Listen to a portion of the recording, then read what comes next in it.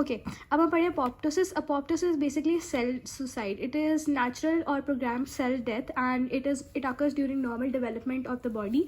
And ये हमारे पास बेसिकली अनवांटेड सेल्स को रिमूव करती है without causing stress on the neighbouring cells. ठीक है, इसमें हमारे पास फंक्शंस क्या क्या होते हैं अपॉप्टोसिस के. First of all cellular homeostasis maintain करके रखता है.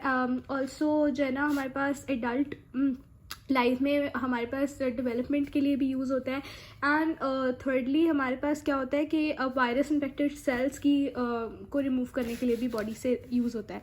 ठीक है, याद है हमने सुसाइड बॉम्बर्स पढ़े हुए थे इम्यून सिस्टम में. ठीक है, फिर हमारे पास एग्जाम्पल्स याद करने पड़ेंगे, लेकिन मैं फिर भी बता देती हूँ. ठीक है, a lot of neurons are produced during the development of CNS, लेकिन 50% वो रिमूव हो जाते हैं during the formation of synapse. इसके अलावा हमारे पास बनते हैं टिश्यू वेब्स बन जाते हैं ड्यूरिंग एम्ब्रियोनिक डेवलपमेंट, और फिर वो जो है ना रिमूव भी हो जाते हैं.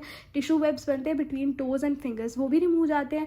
इसके अलावा सबसे जो अभी मैंने पहले भी फंक्शन में बताया था कि removal of virus infected cell suicide bombers के तौर पे भी. ठीक है, फिर हमारे पास regression of duct system for sex differentiation. फिर हमारे पास cyclic sloughing of the endometrial wall during menstruation. उसके बाद हमारे पास auto removal of the auto regressive T cells which prevents auto immune disease. जो हमारी बॉडी के अंदर T cells प्रोड्यूस आते हैं जो कि हमारे अपने रिसेप्टर्स के अगेंस्ट काम करना स्टार्ट कर देते हैं, वो अपॉप्टोसिस से उनकी ब्रेकडाउन स्टार्ट हो जाती है. इसके अलावा थाइमस में उसके अलावा हमारे पास जो है ना ओल्ड वर्न आउट इंटेरोसाइट्स और ऑल्सो रिमूव्ड एंड जो है ना क्या नाम है थ्रू द इंटेस्टाइन. ठीक है, अच्छा उसके बाद हमारे पास मैकेनिज्म क्या क्या होता है. First of all the apoptosis starts by the arrival of negative signal and the withdrawal of the positive signal. Positive signal क्या होता है. Positive signal is basically as the name indicates it is important for the long term development of the cell. जैसे ही withdraw होता है तो हमारे पास और नेगेटिव सिग्नल अराइव करता है, हमारे पास अपॉप्टोटिक सिग्नल आ जाता है कि इस सेल को तो अब इस सेल की डेथ होनी है. ठीक है, अच्छा हमारे पास नेगेटिव सिग्नल कौन कौन सी कंडीशंस में आते हैं. जैसे मैंने बताया था वायरस इन्फेक्शन हो जाए, या फिर हमारे पास एक्सपोजर टू कीमोथेरेप्यूटिक एजेंट्स हो जाए, या हमारे पास DNA डैमेज हो जाए, या हमारे पास नॉर्मल डेवलपमेंट हो रही हो, या फिर हमारे पास कोई सेलुलर स्ट्रेस हो. ठीक है, उसमें हमारे पास नेगेटिव सिग्नल अराइव होता है. Okay, so how it works. जैसे ही सिग्नल अराइव होता मोस्टली हमारे पास कैसे अपॉप्टोसिस स्टार्ट होती है. Apoptosis mainly occurs through a protease enzyme known as caspases. Caspases normally हमारी बॉडी में इनहिबिटेड होता है under normal conditions due to the presence of AIF apoptosis inhibiting factor.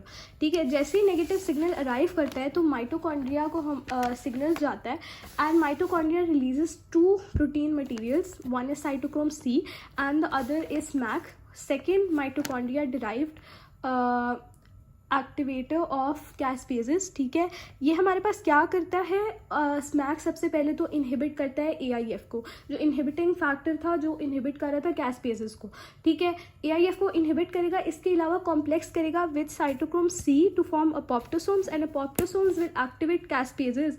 Pre caspases को कैस्पेजेस में convert करवा देगा. सीक्वेंस ऑफ इवेंट्स क्या आता है हमारे पास. सेल की ब्रेकडाउन कैसे स्टार्ट होती है. फर्स्टली हमारे पास जो कैस्पेज है it is a protease enzyme, तो ये प्रोटीन की ब्रेकडाउन करवाएगा. ठीक है, सबसे पहले साइटोस्केलेटन को ब्रेक डाउन करवाएगा. साइटोस्केलेटन की वजह से हमारे पास cell will lose its shape and it will shrink due to shrinkage. It will lose contact with its neighbouring cells. फिर हमारे पास DNA डैमेज हो जाएगा. It will be broken down into fragments. हमारे पास न्यूक्लियर मेम्ब्रेन डैमेज हो जाएगा. It will disintegrate and will form chromatin bodies. फिर हमारे पास जो सेल मेम्ब्रेन है it will break and give a bubbly appearance, और इसके बाद सारे cell contents will eventually break down into small fragments known as apoptotic bodies, and those apoptotic bodies will be engulfed by dendritic और phagocytic cells. ठीक है, अच्छा अगर हमारे पास बॉडी में abnormality आ जाए और बहुत ज़्यादा apoptosis होने लगे तो it will lead to 2 conditions, Alzheimer's या फिर हमारे पास दूसरी थी थ्रोम्बोसाइटोपिनिया. क्या है, अल्जाइमर्स एंड थ्रोम्बोसाइटोपिनिया।